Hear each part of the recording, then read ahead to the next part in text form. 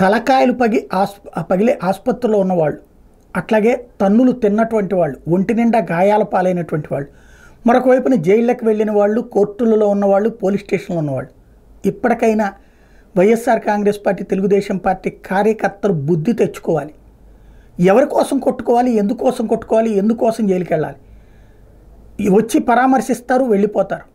ఇక్కడ ఖర్చు ఎవరికి అవుతుంది, ఎంత అవుతుంది? కొంతమంది నాయకులు పెట్టుకుంటున్నారు, కొంతమంది నాయకులు పెట్టుకోవట్లేదు. ఆ పెట్టుకునేది కూడా ఏదో సాయం చేసినట్టు ఓ 10,000 15,000 చేతిలో పెట్టే పరిస్థితి. గవర్నమెంట్ హాస్పిటల్లో ఎందుకు ట్రీట్మెంట్లు తీసుకోవాల్సిన పరిస్థితి వస్తుంది? గవర్నమెంట్ డాక్టర్లే ఎందుకు పనిచేయాల్సి వస్తుంది వీటిట్లలో? ప్రైవేట్ దానికి వచ్చేటప్పటికి ఎంత అవుతుంది? తినటానికి, ఉండటానికి, వీటన్నిటికీ ఎంత ఖర్చు అవుతుంది? అసలు ఆసుపత్రుల పాలవ్వాల్సిన కర్మ ఏంటి? ఎవరి కోసం ఈ బ్రతుకులు? ఎందుకోసం ఈ బానిసత్వాలు? నాయకులు ఏమన్నా కొట్టుకున్నారా? నాయకులు ఏమైనా తలలు పగల కొట్టుకున్నారా? నాయకులు ఏమైనా పొడుచుకున్నారా? వాళ్ళు బాగానే ఉన్నారు కదా, మనం ఎందుకు ఈ కర్మ? ఒక్కసారి ఆలోచించుకోండి.